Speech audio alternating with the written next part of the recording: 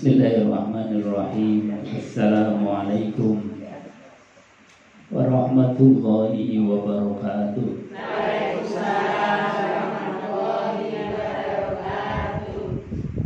Bismillah. Alhamdulillahilladzi arsala rasulahu bil huda wa dinil haq liyudhhirahu 'ala din kulli wa kafa billahi shahida.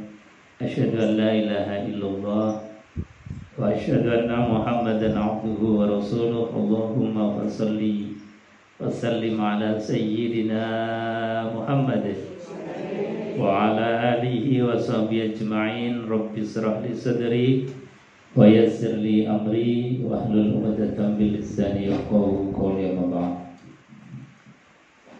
Qala Allah ta'ala fi kitabil karim wa huwa asdaqul qailin. Bismillahirrahmanirrahim. Ya ayyuhalladzina amanu taqullaha haqqa tuqatih wa la tamutunna illa wa antum muslimun. Shadaqallahul azim wa shadaqa rasuluhul karim wa nahnu ala dzalika minasyahidin walhamdulillahi rabbil alamin. Jemaah ibu-ibu yang dimuliakan Allah Subhanahu wa taala, ini serasa sudah berada di surganya Allah. Amin Allahumma. Siap lebat surga, Bu? Siap. Kalau siap itu nanti di take over lagi, jadi muda lagi. Siap jadi muda, Bu? Siap lebat surga? Insya Allah. Tapi kalau sudah siap masuk surga, harus ada konsekuensinya. Konsekuensinya apa? Tidak boleh marah lagi. Siap, Bu? Sebab apa? Di surga itu sudah gak ada marah-marahan. Siap? Di surga itu gak ada padu-paduan. Siap boten padu? Di surga itu semuanya mudah. Insya Allah kalau muda semuanya siap. Tapi kalau disuruh nggak marah lagi nanti dulu kan. Dilihat-lihat. Berarti kita belum siap masuk surga. Latihan dulu latihan. Jadi latihan masuk surga. Tapi dilihat dari wajah-wajahnya, ini wajah-wajah yang surgawi semua. Amin Allahumma.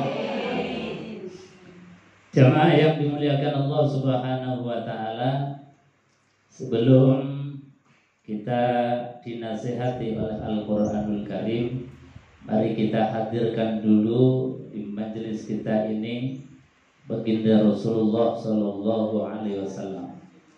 Beliau yang membimbing kita, yang mengobati kita, beliau jadi dokter hatinya kita.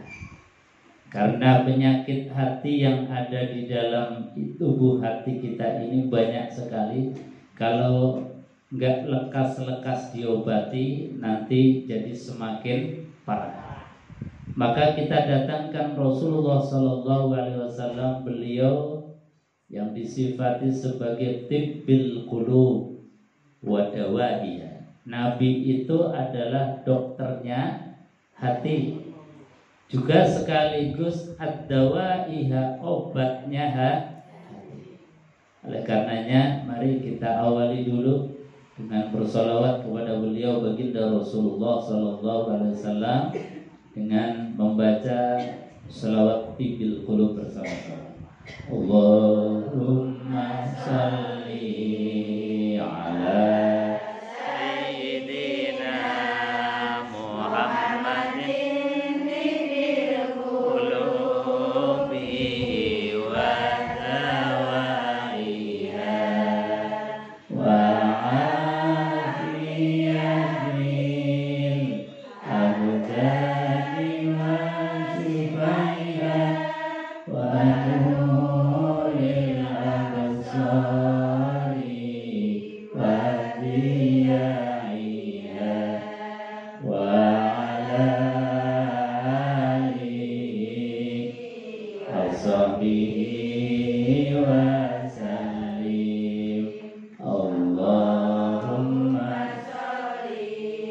وسلم على سيدنا محمد صاحب البشرى صلاة تبشرنا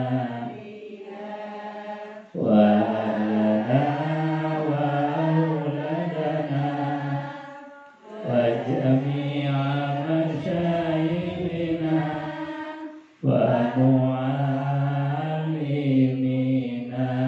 وطلبتنا وطالباتنا بيومنا هذا إلى يوم الآخرة. اللهم صل على سيدنا محمد طب القلوب ودوائها وعافية الأبدان وشفائها ونور الأبصار وضيائها وعلى آله وصحبه وسلم. Allahumma shalli ala Muhammad. Bapak Ibu, ibu-ibu jamaah yang dimuliakan Allah Subhanahu wa taala. Alhamdulillah wa syukrulillah la ni'matillah. Pada pagi hari ini kita bisa hadir di majelis yang mulia, di serambinya surganya Allah Subhanahu wa taala, di taman-taman surga yang disifati oleh baginda Rasulullah, yaitu majelis ilmu, majelis yang di dalamnya mengajarkan ilmu Allah Subhanahu wa taala, mengajarkan sunnah baginda Rasulullah sallallahu alaihi wasallam.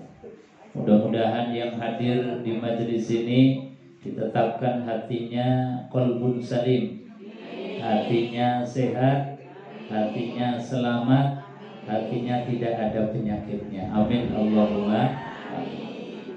Salawat dan salam kita haturkan keharibaan baginda Nabi besar Muhammad sallallahu alaihi wasallam, yang dengan bersolawat kepada beliau baginda Rasulullah, insyaallah kita yang mengaku umat beliau, beliau juga mengakui kita sebagai umatnya. Amin Allahumma amin.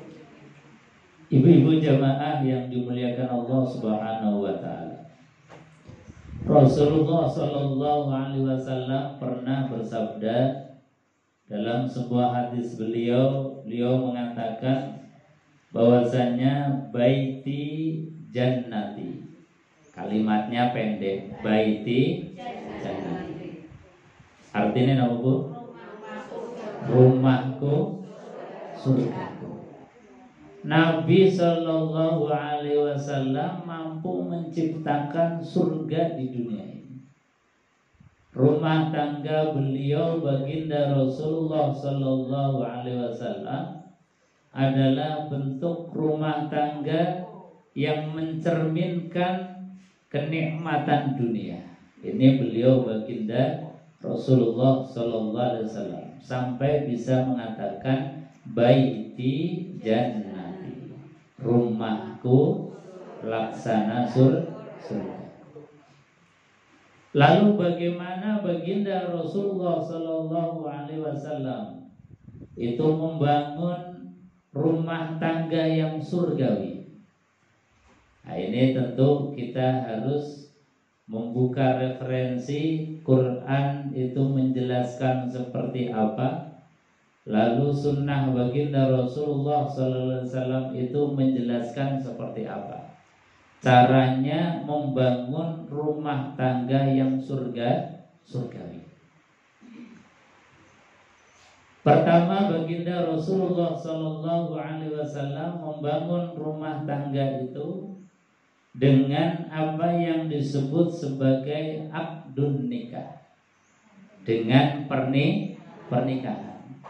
Jadi tidak bisa Baginda Rasulullah Shallallahu Alaihi Wasallam mengajarkan pernikahan, kemudian umatnya itu tidak melakukan pernikahan. Kenapa pernikahan? Karena memang pernikahan itu adalah fondasi dari membangun peradaban umat manusia. Makanya nikah itu adalah ibadah yang sejak zaman Nabiullah Adam. Jadi ibadah yang paling tua dan termasuk ibadah yang paling lama durasinya itu adalah nikah. Kalau ibadah sholat paling banter sehari semalam berapa menit Bu? Misalnya satu waktu itu 5 menit, 5 kali 5 25. Itu sudah pol-polan, peng-pengan. 25 menit itu kalau kita maksimalkan untuk ibadah sholat itu udah luar biasa. Padahal kita sehari semalam diberikan waktu oleh Allah berapa jam? 24 jam. Berarti berapa persennya aja. Kita ibadah haji cuma diwajibkan sekali. Itu aja hanya khusus untuk orang yang mampu. Kata Allah Subhanahu wa taala, manis tata'a ilaihi sabila. Bagi orang yang mampu. Kalau nggak mampu ya nggak punya kewajiban. Puasa dalam 1 tahun 12 bulan, yang diwajibkan hanya 1 bulan Ramadan. Mudah-mudahan kita dipertemukan dengan Ramadan yang akan datang. Amin Allahumma. Jadi ibadah itu hanya kecil sekali durasinya, masa waktunya. Sementara ada ibadah yang durasinya panjang sepanjang hidup kita. Selagi dan sejak kita itu mengucapkan qabiltu tazwijaha wa nikahaha bimahrin zalik, maka saat itu sudah dimulai ibadah yang namanya nikah sampai dengan ajal menjemput kita. Panjang. Ada yang 40 tahun ibadah nikahnya, ada yang 60 tahun ibadah nikahnya. Jadi panjang durasinya. Yang kadang-kadang orang ketika mau ibadah haji, ibadah sholat, sregep untuk sinau bagaimana supaya hajinya diterima. Sholat juga bagaimana supaya sholatnya bisa diterima. Puasa juga belajar bagaimana supaya puasanya diterima. Tapi kadang-kadang orang itu sungkan untuk belajar bagaimana supaya ibadah nikahnya diterima oleh Allah Subhanahu wa taala. Saya di Kementerian Agama di KUA itu kan ada program untuk penyuluhan bagi calon pengantin. Calon pengantin itu kalau dalam peraturannya, undang-undangnya itu harus belajar dulu. Ada pembelajaran bagaimana membangun rumah tangga yang sakinah mawaddah warahmah. Itu saja kebanyakan nggak pada ngikuti. Ketoke wis merasa pinter, pokoknya ndang nikah pokoknya iso. Padahal tidak gampang membangun rumah tangga. Kalau hanya sekedar kawin gampang. Kawin gampang. Tapi nikah itu bukan sekedar kawin, tapi bagaimana membangun keluarga yang surgawi sebagaimana diajarkan dan dicontohkan oleh baginda Rasulullah Sallallahu Alaihi Wasallam. Maka membangun peradaban umat manusia itu dimulai dari nikah. Dan semua nabi itu melakukan pernikahan, termasuk baginda Rasulullah Sallallahu Alaihi Wasallam itu dijaga nasabnya betul. Rasulullah Shallallahu Alaihi Wasallam itu bapaknya, ibunya, kakeknya, neneknya, buyutnya, mbah buyutnya lagi itu dijaga oleh Allah dari perkara-perkara yang dibenci oleh Allah Subhanahu wa taala yang disebut sebagai perzinahan. Wa akrim bihi min nasabin tahharahu Allah taala min sifahil jahiliyah. Ibu-ibu biasa baca Al-Barzanji, Bu? Biasanya bacanya apa? Simtud Duror. Dalam Al-Barzanji itu ada keterangan wa akrim bihi min nasabin tahharahullah min sifahil jahiliyah. Cara Allah memuliakan Rasulullah Sallallahu Alaihi Wasallam, menjaga Rasulullah Sallallahu Alaihi Wasallam adalah diantaranya menjaga nasabnya Rasulullah Sallallahu Alaihi Wasallam dari perbuatan-perbuatan zina. Ini Nabi Sallallahu Alaihi Wasallam tarakus sifaha falam yusibhum aruhu min adamin wa ila abihi wa ummihi. Jadi semua bapaknya Nabi, ibunya Nabi, sampai dengan min adamin wa ila abihi, dari Nabiullah Adam sampai dengan bapak dan ibunya, tidak ada satupun yang melakukan perbuatan perzinahan. Artinya apa? Bahwa memang peradaban mulia itu adalah peradaban yang dibangun dengan akad pernikahan. Nah, ini yang harus kita betul-betul jaga, khususnya untuk generasi anak-anak kita, generasi cucu-cucu kita, generasi setelah kita. Ini kalau orang tua ini nggak kenceng ngawasi anak-anaknya, ini bisa jadi kemudian ada perbuatan as-sifah, perbuatan yang dilarang oleh Allah Subhanahu wa taala. Ini harus dijaga betul. Maka sekali lagi tadi Nabi dimuliakan oleh Allah, di antara caranya adalah Allah menjaga nasab Rasulullah Sallallahu Alaihi Wasallam. Ibu-ibu jemaah yang dimuliakan Allah.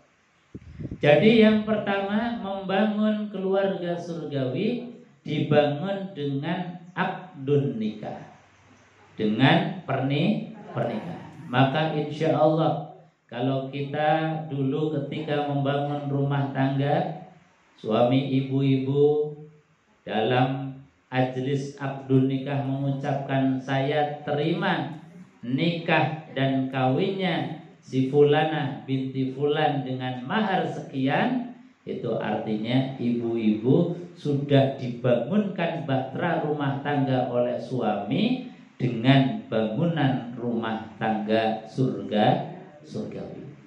Insya Allah betul-betul ini adalah penghuni surga. Amin Allahumma. Jadi akdun nikah itu luar biasa, bukan hanya sekedar kalimat saya terima nikah dan kawinnya, tetapi lebih daripada itu, saat seorang laki-laki menerima qabil itu langsung Allah perintahkan kepada malaikat, wahai malaikat, bawakan tiket surga ini untuk si fulan. Artinya apa? Orang yang nikah itu langsung diberikan tiket surga oleh Allah Subhanahu wa taala. Di Quran disebutkan wa may yuti'illaha wa rasulah, barang siapa yang taat kepada Allah, taat kepada Rasulullah. Nikah itu bagian taat kepada Allah. Nikah itu bagian taat kepada Rasulullah sallallahu alaihi wasallam.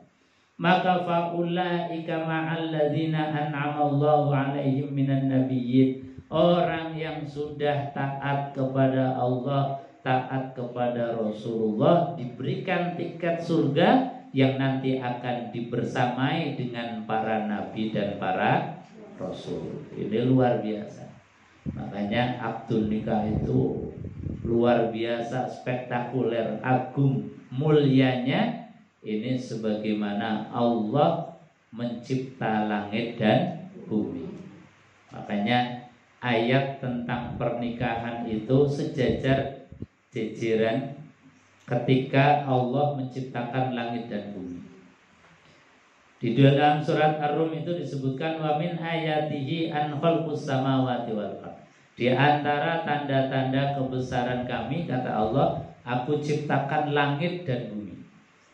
Setelah itu baru wa min ayatihi an khalaqalakum min anfusikum azwaja. Dan dari tanda-tanda kebesaran kami, aku ciptakan kalian pasangan hidup kalian min anfusikum, dari jenis kalian sendiri. Ini akdun nikah. Jadi satu ibadah yang luar biasa. Makanya kita kalau diundang majelis akdun nikah, hukumnya wajib untuk hadir. Biasanya milih hadir di akdun nikah apa resepsi? Padahal utamanya justru hadir di majelis akdun nikah.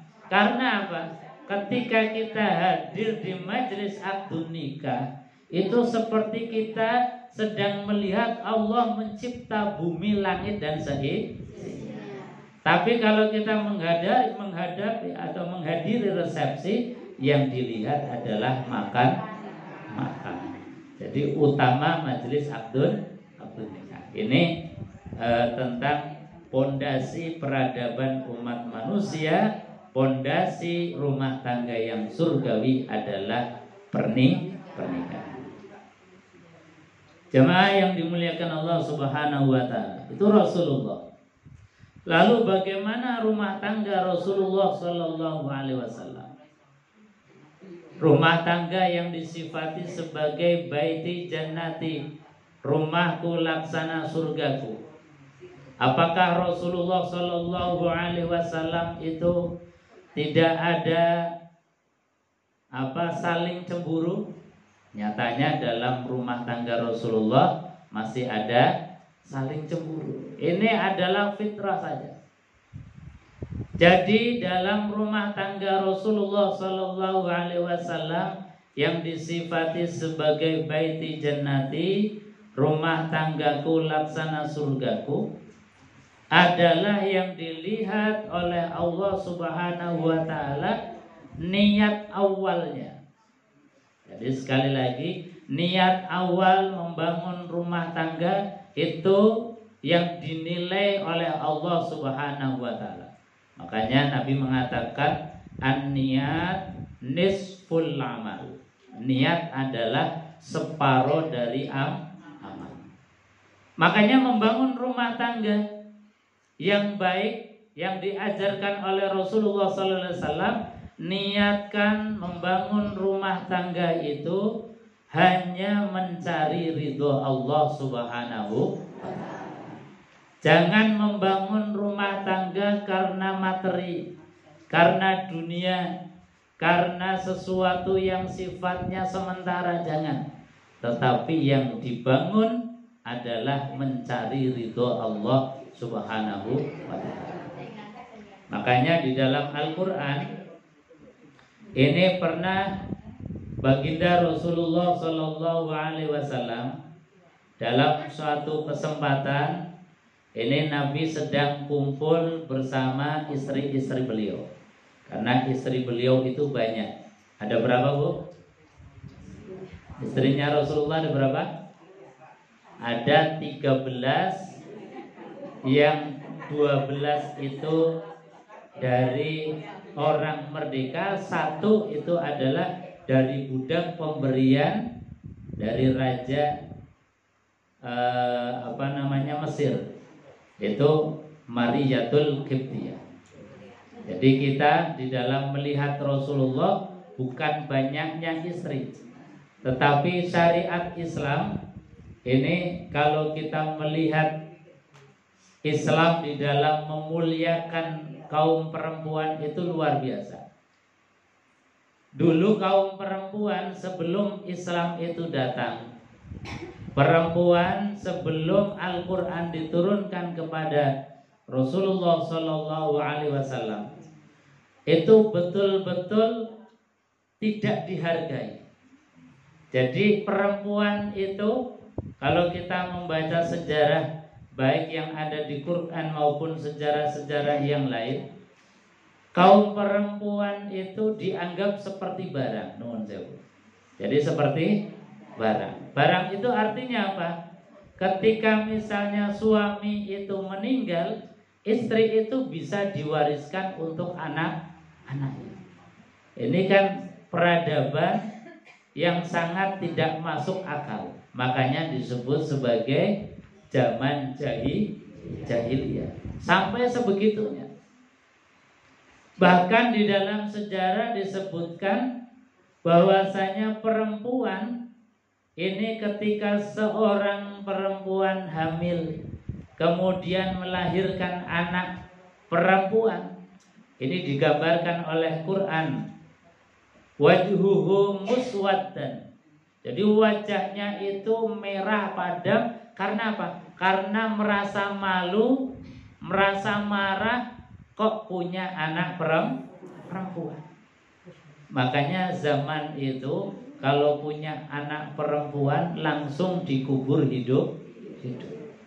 Sebagaimana pernah yang dialami oleh sahabat Umar bin Khattab. Umar bin Khattab setelah masuk Islam itu pernah guyu-guyu dewe, pernah nangis-nangis dewe. Ketika ditanya oleh sahabat yang lain, wahai Umar, kamu tadi kok ketawa ketiwi, sekarang kok nangis sendiri? Maka dijawab oleh Umar, saya ketawa-ketawa itu ingat zaman dulu waktu zaman jahiliyah. Saya pernah makan Tuhan. Loh kok bisa makan Tuhan? Iya, saya pernah bepergian, lupa bawa patung yang biasa disembah. Karena patungnya ini ketinggalan, akhirnya bikin patung sendiri dari buah kurma. Satu kurma ditusuk jadi kepala, ditusuk lagi jadi badan, ditusuk lagi jadi tangan, jadi kaki, lalu ditaruh di depannya disembah. Itu sahabat Umar. Jadi pernah membuat Tuhan sendiri. Setelah disembah karena lapar, kemudian diprotoli satu-satu. Jadi tangannya diambil dimakan, kakinya diambil dimakan, sampai kepala badannya dimakan habis oleh Umar. Makanya ketika ingat zaman itu, saya rasanya geli, Tuhan saja sampai tak makan. Iya. Jadi sampai sebegitunya hebatnya Umar, sampai pernah makan Tuhannya sendiri. Dibuat sendiri, disembah sendiri, dimakan sendiri. Lah setelah ketawa kok kemudian nangis, kenapa Umar? Nangis juga saya ingat zaman jahiliyah dulu, anak perempuanku baru lahir ke dunia ini, belum tahu apa-apa, belum dosa apa-apa, tapi aku kubur hidup-hidup. Rasanya enggak tega kalau melihat, kalau kemudian mengingat peristiwa zaman jahiliyah dulu. Rasanya ya Allah, kok bodoh banget, perempuan anakku sendiri kok sampai dibunuh hidup. Itu zaman yang namanya zaman jahiliyah. Maka kemudian perempuan diangkat derajatnya oleh Allah Subhanahu wa taala, menjadi sejajar posisinya, dimuliakan oleh Allah, bahwa perempuan ini ketika kita mau menggaulinya maka harus diawali dengan akdun nikah.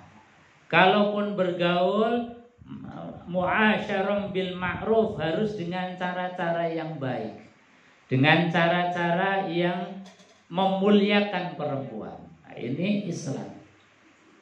Meskipun kemudian Islam juga memberikan kelonggaran. Kalau dari dulu-dulu itu tadi perempuan dianggap barang. Bahkan dulu-dulu di zaman nabi-nabi terdahulu, kalaupun menikah, itu menikahnya tidak dibatasi berapa jumlah yang boleh dinikahi. Misalnya Nabiullah Sulaiman itu istrinya sampai 1000. Istrinya berapa, Bu? 1000. Karena memang beliau itu raja yang kekuasaannya luar biasa. Bapaknya Nabi Sulaiman, bapaknya siapa, Bu? Bapaknya Nabi Sulaiman yaitu Raja Dawud atau Nabi Dawud alaihissalatu wassalam. Itu juga raja yang luar biasa, kekuasaannya sungguh tidak terbatas. Itu beliau punya istri yang sangat banyak. Jadi memang saat itu belum ada pembatasan syariat untuk berapa yang boleh untuk dinikahi. Sehingga perempuan boleh dinikahi sebanyak-banyaknya. Itu Nabi Sulaiman saja diterangkan di dalam sejarah istrinya 1000. Nah, di dalam Islam itu kemudian dibatasi dari yang asalnya tanpa batas, dibatasi dengan untuk umatnya Rasulullah maksimal dengan 4 istri. Itu pun dengan syarat yang ketat, dengan cara bagi siapa yang bisa adil. Nah, ini sudah luar biasa bahwa Islam betul-betul menjaga dan menjamin kehormatan perempuan, juga memberikan solusi terhadap peradaban umat manusia. Ibu-ibu jamaah pengajian yang dimuliakan Allah Subhanahu wa taala. Jadi itu Rasulullah sallallahu alaihi wasallam meskipun istrinya banyak, tapi beliau bisa mengelola dengan baik, menjadikan rumah tangganya sakinah mawaddah warahmah, rumah tangga yang surgawi. Nah, suatu saat ini Nabi Shallallahu Alaihi Wasallam sedang berkumpul dengan para istrinya. Jadi kumpul dengan istrinya, istri Rasulullah banyak, lagi berada di rumah Rasulullah Shallallahu Alaihi Wasallam. Nah, Rasulullah Shallallahu Alaihi Wasallam saat itu mungkin banyak permintaan dari istri-istri beliau, sampai Rasulullah Shallallahu Alaihi Wasallam itu terdiam, tidak berbicara apa-apa. Datanglah sahabat Abu Bakar As-Siddiq dan juga sahabat Umar bin Khattab.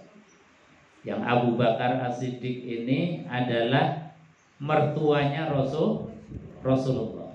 Umar bin Khattab itu juga mertuanya Rasulullah. Jadi Abu Bakar As-Siddiq itu punya anak perempuan namanya Aisyah yang diperistri oleh Rasulullah Sallallahu Alaihi Wasallam. Ketika beliau berdua hadir di rumahnya Rasulullah Sallallahu Alaihi Wasallam, Nabi sedang termenung. Yang di sekelilingnya ada istri-istri beliau. Maka kemudian tanya kepada Rasulullah, wahai Rasulullah, apa yang terjadi kepada engkau? Kenapa engkau murung? Kenapa engkau diam? Kenapa engkau tidak berbicara? Kelihatannya ada masalah. Masalah apa wahai Rasulullah? Maka disampaikan bahwasanya ini ada istri-istriku yang kemudian meminta sesuatu, tetapi aku belum bisa untuk memberikannya.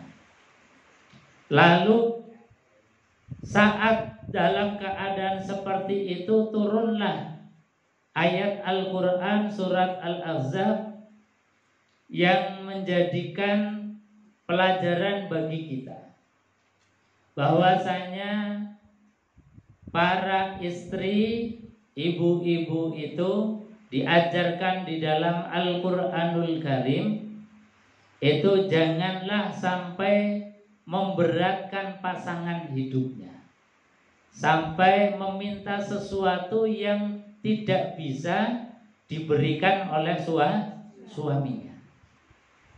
Ketika seorang perempuan minta sesuatu yang berlebih dari kemampuan suaminya, ini kemudian diingatkan oleh Allah Subhanahu wa taala, sebagaimana pernah istri-istri Rasulullah sallallahu alaihi wasallam diingatkan ketika minta sesuatu yang Rasulullah Shallallahu Alaihi Wasallam belum bisa untuk memberikannya.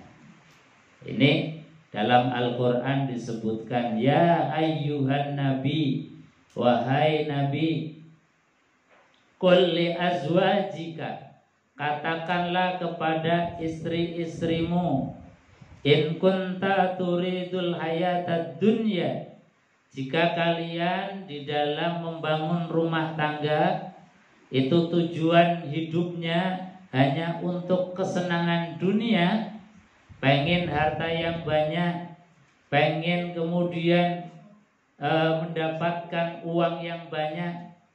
Jadi kalau niatannya hanya materi, uang, wazinataha, dan juga kemegahan-kemegahan dunia, fata'alaina umattikunna, maka kata Rasulullah sallallahu alaihi wasallam, kata Allah Subhanahu wa taala mengajarkan kepada Rasulullah, kalau memang istri-istrimu itu minta sesuatu yang tidak bisa dipenuhi oleh suami, itu pilihannya dua, kata Allah Subhanahu wa taala.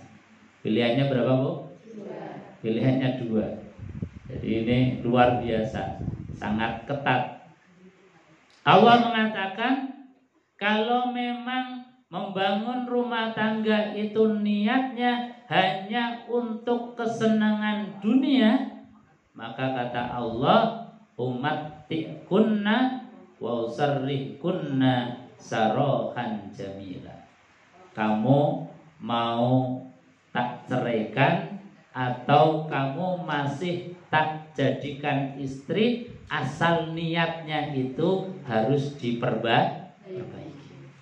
Jadi pilihannya, kalau memang niatnya dunia, kata Allah Subhanahu wa taala, kalau istri-istrimu wahai Nabi Muhammad orientasi nikahnya itu pengen kesenangan dunia, itu dipersilahkan oleh Allah, umattikunna, maka aku akan berikan mut'ahnya, bayarannya atau hadiahnya. Kemudian apa? Wa usarrihkunna sarahan jamila, kemudian aku ceraikan dengan perceraian yang baik. Itu Nabi, itu istri-istrinya Nabi. Meminta sesuatu yang memberatkan Nabi Shallallahu Alaihi Wasallam, yang nggak terima bukan nabinya, tetapi Allah Subhanahu wa taala langsung nggak terima. Allah nggak terima kalau kekasihnya baginda Rasulullah Sallallahu Alaihi Wasallam itu merasa dibebani oleh istri-istri beliau. Nah, ini kemudian menjadi pelajaran bagi kita. Memang kita bukan seorang nabi, suami kita juga bukan seorang rasul, bukan dari keluarga nabi, bukan keluarga rasul. Ya, yang paling penting pokoknya bagi kita, khususnya ibu-ibu, jangan pernah membebani suami. Nah, ini yang penting. Jadi kira-kira lah, kalau mau minta diukur dulu. Kira-kira suami ada enggak ya uangnya? Kalau kira-kira ada, monggo kalau mau minta. Kalau enggak ada, ya kira-kira kok kalau saya minta gelang, minta kalung, suami ini lagi belum punya uang, ya sudah ditahan dulu. Ditahan dulu. Ya syukur-syukur kita bisa ngewangi suami. Nah, itu yang dimaksud Quran, bahwasanya ya ayyuhan nabi qul li azwajika in kuntunna turid hayatad dunya wa zinataha fata'alaina umattikunna wa usarrihkunna sarahan jamila. Jadi Nabi yang merasa kemudian dibebani oleh istri-istri beliau, yang gak terima adalah Allah. Allah langsung nurunkan ayatnya. Maka ketika ayat ini kemudian turun saat Abu Bakar dan Umar sebagai mertua beliau yang mendengar sendiri ayat ini, Umar, Abu Bakar ini malah membela Rasulullah Shallallahu Alaihi Wasallam. Nah, ini mertua yang baik. Jadi kadang-kadang mertua bukannya membela menantunya, tapi kadang-kadang menambah-nambahi. Jadi kadang nambahi. Makanya ini juga bagian pelajaran. Ketika kita misalnya punya mantu, ya biarkan dulu mantunya menyelesaikan problemnya sendiri. Kita mertua itu nggak usah ikut-ikutan, nggak usah ikut campur. Jadi mereka sudah membangun rumah tangganya sendiri. Makanya seperti Abu Bakar As-Siddiq malah menasehati anaknya, wahai anakku, kalau memang kamu itu tidak taat kepada Rasulullah Shallallahu Alaihi Wasallam sebagaimana diperintahkan oleh Allah, maka kamu akan aku mintakan kepada Rasulullah menceraikan kamu. Nah, ini adalah satu sikap yang tegas dari Al-Quran supaya apa? Kita khususnya dari ibu-ibu, suami istri itu saling pengertian, saling bantu membantu. Jamaah yang dimuliakan Allah Subhanahu wa taala. Wa in kuntunna turidna Allah wa rasulah. Dan jika kalian telah mengharapkan hanya mencari ridha Allah Subhanahu wa taala, wa rasulah, dan juga hanya mengharapkan ridha dari Rasulullah, wa darul akhirah, dan hanya mengharapkan surga, negeri akhirat. Jadi kalau niatnya sudah ditata lagi, ya Allah, kok saya ini kelupaan niat awal membangun rumah tangga yang dulunya mencari ridho Allah, kemudian geser pengennya dunia. Dikembalikan lagi bahwa tujuan utama kita membangun rumah tangga adalah ridhonya Allah, ridhonya Rasulullah Sallallahu Alaihi Wasallam. Maka orang yang hanya mengharapkan ridho Allah, ridho Rasulullah Sallallahu Alaihi Wasallam, ini yang luar biasa. Fa innallaha a'adda lil muhsinat. Sesungguhnya Allah menjanjikan bagi seorang istri, bagi perempuan yang niatnya mencari ridho Allah, dijanjikan apa? Ajran azima, pahala yang besar, pahala yang sangat besar. Makanya ini menjadi ladang amalnya ibu-ibu. Kalau kemudian diberikan rizki nafkah oleh suami, berterima kasih, matur suwun, itu sudah pahala sendiri. Jadi terima kasih, matur suwun, ucapan yang kita sampaikan kepada suami itu adalah ladang pahala yang luar biasa. Biasanya pripun Bu? Matur suwun mboten? Alhamdulillah. Banyak atau sedikit, kalau diucapkan dengan alhamdulillah, matur suwun, itu pahalanya ibu-ibu. Pahalanya ibu. Pokoknya dengan matur suwun itu sudah luar biasa. Itu sudah pahala yang besar. Ini matur suwun. Maka kata Allah Subhanahu wa taala bahwasanya barang siapa yang tidak berterima kasih kepada manusia, maka sejatinya dia pun enggan berterima kasih kepada Allah Subhanahu wa taala. Siapa yang mudah berterima kasih kepada manusia, termasuk suami kita, istri kita, itu pasti akan mudah berterima kasih kepada Allah. Jadi latihannya matur suwun. Dikasih rezeki banyak, alhamdulillah. Pas sedikit juga alhamdulillah. Ojo preng. Biasanya pripun Bu? Ada bedanya enggak antara banyak dengan sedikit?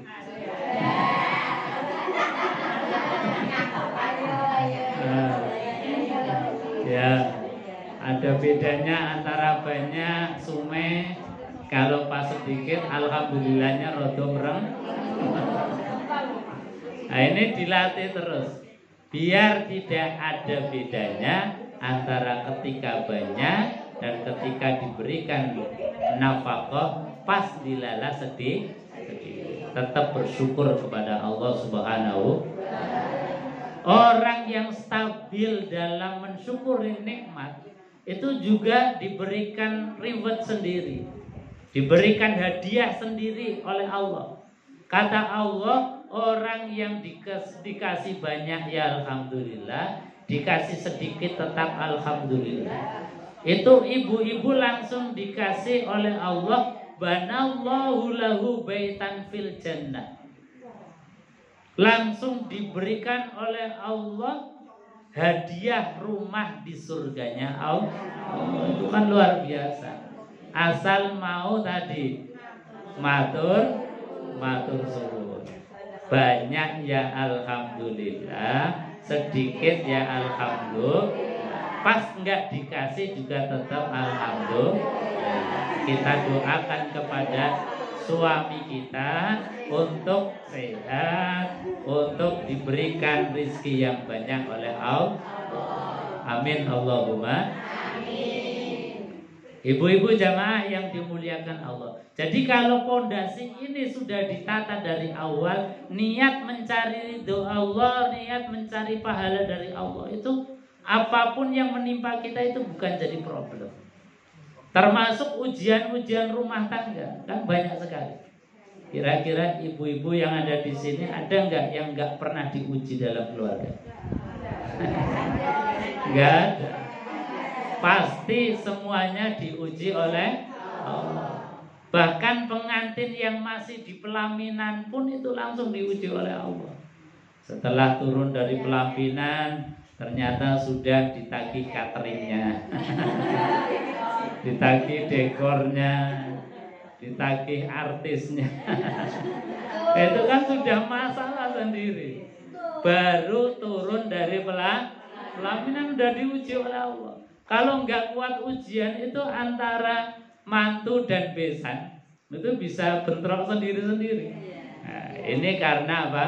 Karena niat dari awal tidak membangun rumah tangga yang mencari ridho. Maka ketika misalnya panjenengan mau besan, ada orang dodok mau minang putri panjenengan, atau putra jenengan mau dodok putrinya orang lain, itu harus betul-betul ditanamkan. Jangan milah-milih kemudian itu level enggak ya? Nah, ini masih jadi masalah. Nah, jangan dipikir level itu. Meskipun dalam hal level ya, itu juga diterangkan di dalam fikih, namanya sekufu. Namanya sekufu. Jadi paling utama di dalam kita membangun rumah tangga itu rumah tangga yang dibangun dengan kafaah, perimbangan. Perimbangan yang paling utama adalah perimbangan di dalam akidah. Kalau akidahnya ini beda, pasti konfliknya lebih besar. Potensi konflik lebih besar. Makanya harus diimbangkan dulu. Kalau ada yang senang mungkin non muslim, maka harus dimasukkan Islam dulu. Supaya apa? Akidahnya imbang. Ini pun kadang-kadang masih menyisakan masalah. Ini dalam segi akidah. Perimbangan lagi kafaah secara nasab. Misalnya lare panjenengan disenengi orang yang darahnya biru. Kalau kita kan darahnya merah. Ada orang darahnya biru seneng dengan anak kita. Ya kita memang disuruh untuk mikir dulu. Karena apa? Jangan sampai anak kita ini anak biasa, ketika dinikahi oleh anak darah biru, ini malah jadi masalah. Ini namanya kafah.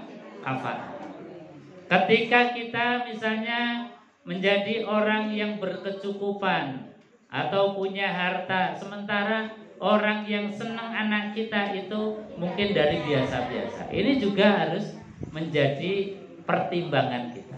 Memang di dalam fikih disuruh untuk mempertimbangkan itu. Karena apa?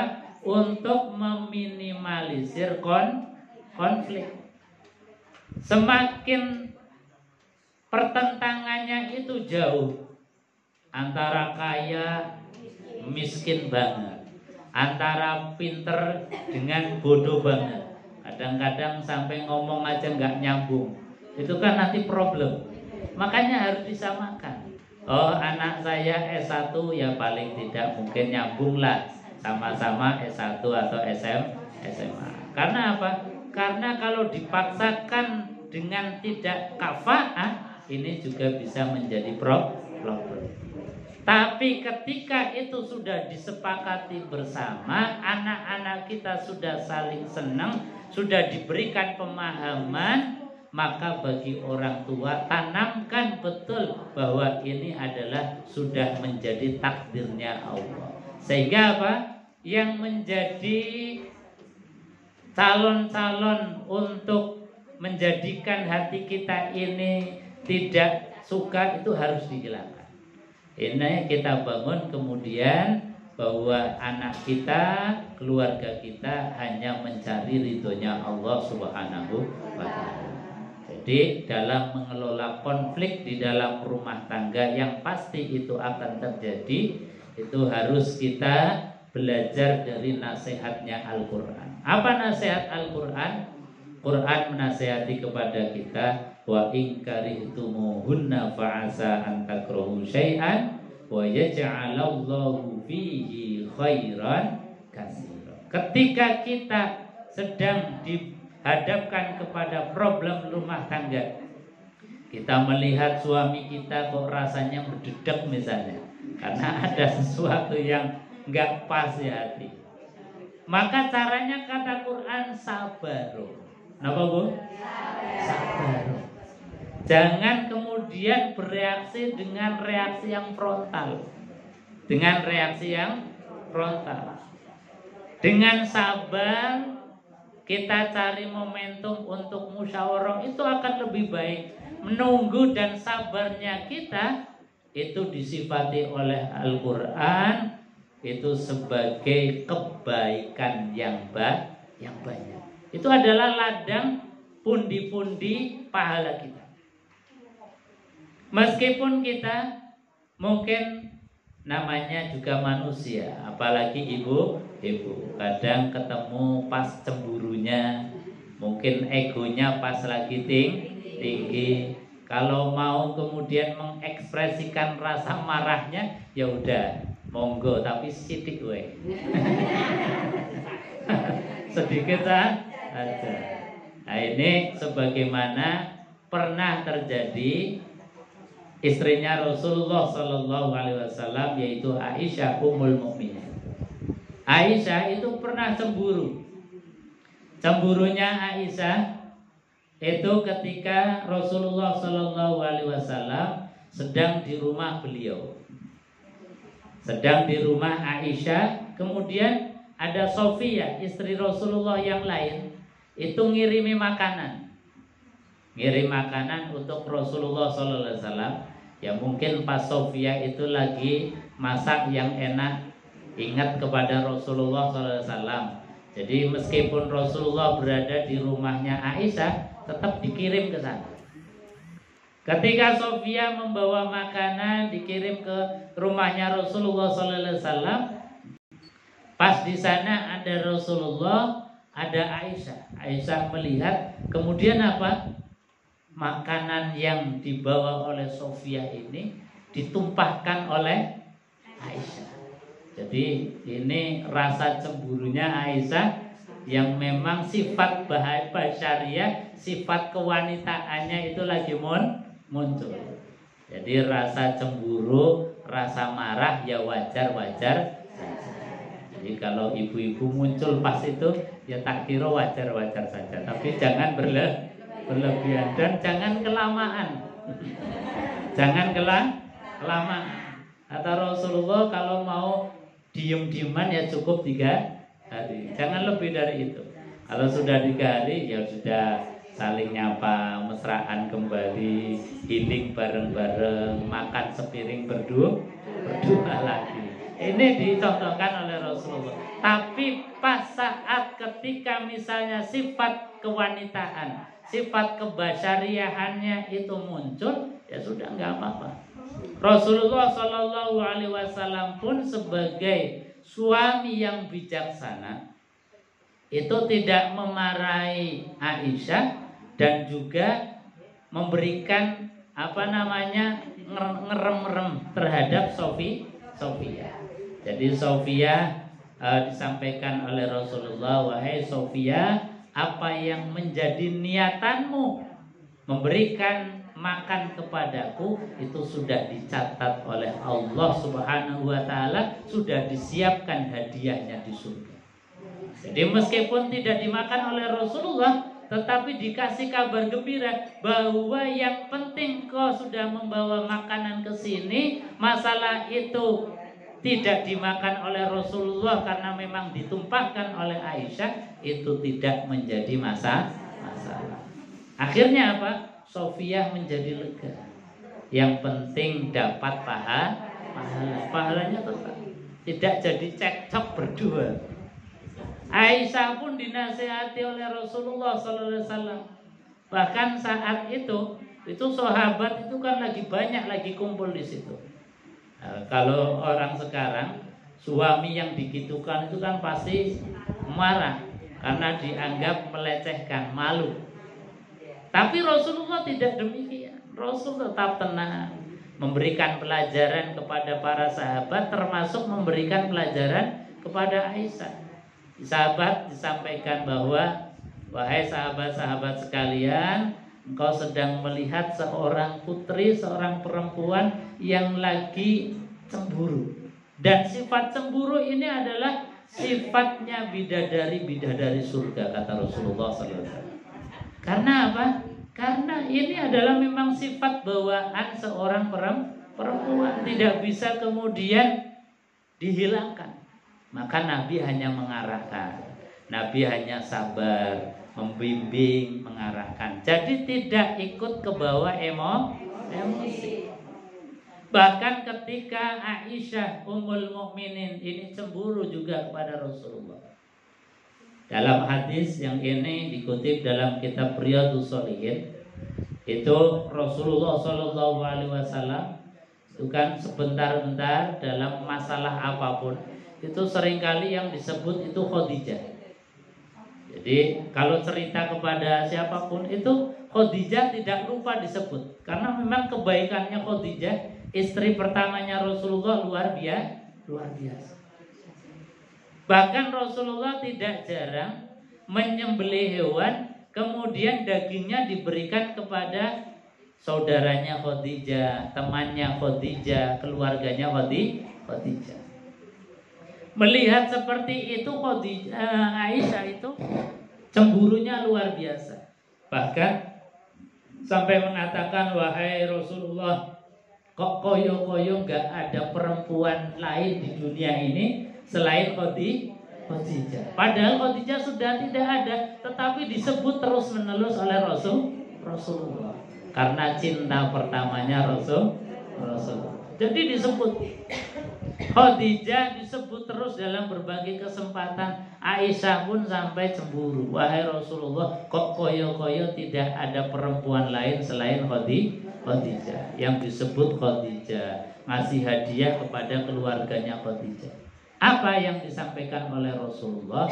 Rasulullah mengatakan bahwasanya beliau menjelaskan di dalam sebuah hadis, abarrul bir ayyasilar rajulu wudda'i. Kata Nabi, wahai Aisyah, sebaik-baiknya orang itu adalah orang yang menyambung tali silaturahim dengan orang yang sudah meninggal dunia. Jadi kalau orang tua kita misalnya sudah meninggal dunia, kok kita masih berkunjung kepada kakak dan adiknya orang tua, saudaranya orang tua, tetangganya orang tua, itu sama saja ketika kita berkunjung bersilaturahim dengan orang tua. Atau ketika misalnya kita yang sudah kehilangan pasangan hidup, suami atau istri meninggal dunia, tapi kita masih silaturahim dengan keluarganya istri, keluarganya suami, itu sama saja dengan kita mengunjungi mereka. Maka itu yang diajarkan oleh Rasulullah, wahai Aisyah, bahwasanya dulu Khadijah semasa hidup suka berbagi hadiah. Maka meskipun Khadijah sudah tidak ada, kebaikan itu terus aku lanjutkan, terus aku hidupkan. Supaya apa? Kebaikannya Khadijah itu terus hidup menjadi pelajaran bagi kita. Nah, ini Rasulullah SAW di dalam mengajarkan, membimbing istri-istrinya itu dengan penuh kelemah lembutan, kesabaran, penuh hikmah, kebijaksanaan. Nah, itu contoh dari beliau baginda Rasulullah, dan juga contoh dari Aisyah istri Rasulullah Shallallahu Alaihi Wasallam.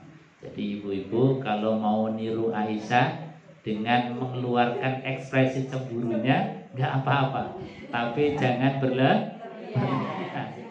Jangan berlebihan. Ya kalau mau banting piring, cari piring yang piring plastik. Jangan piringnya yang piring boleh. Jadi rasa ekspresifnya bisa dikeluarkan, tapi juga tidak membahayakan. Tetapi kalau ibu-ibu memilih sabar, itu yang disampaikan oleh Allah Subhanahu wa taala, fa innallaha a'adda lil muhsinati minkunna ajran azima. Kalau ibu-ibu sabar, nahan, justru itu yang menjadi ladang pahala yang besar. Nah, kira-kira mau ekspresif atau mau pahala, Bu? Nah, kalau mau pahala syaratnya sabar lagi. Bagaimanapun tetap sudah, pokoknya kendalikan rasa sabar. Insya Allah sudah disiapkan surganya Allah. Sebagaimana tadi Sofia sudah repot-repot masa susah-susah bawa ke rumahnya Rasulullah, sampai di rumahnya Rasulullah ditumpahke oleh Aisyah. Siapa orangnya yang gak marah coba? Mungkin kalau ibu-ibu model sini sudah perang Baratayuda. Perang Baratayuda. Tapi begitulah baginda Rasulullah mengajarkan kepada istri yang lagi cemburu itu juga dengan bijaksana, mengajarkan istri yang sedang marah juga dengan cara yang bijaksana. Mudah-mudahan keluarga kita menjadi keluarga yang sakinah, mawaddah, warahmah, diberikan surganya Allah. Amin Allahumma. Demikian untuk kajian pada siang hari ini. Mudah-mudahan ada manfaatnya. Ini pas suaranya habis. Jadi memang jatahnya sudah 1 jam, sudah harus selesai. Ibu-ibu jamaah yang dimuliakan Allah Subhanahu wa taala, saya kira itu mungkin ada yang mau ditanyakan satu atau dua kalau ada. Kalau tidak ada, kita tutup dengan doa kafaratul majelis. Bismillahirrahmanirrahim. Subhanallah.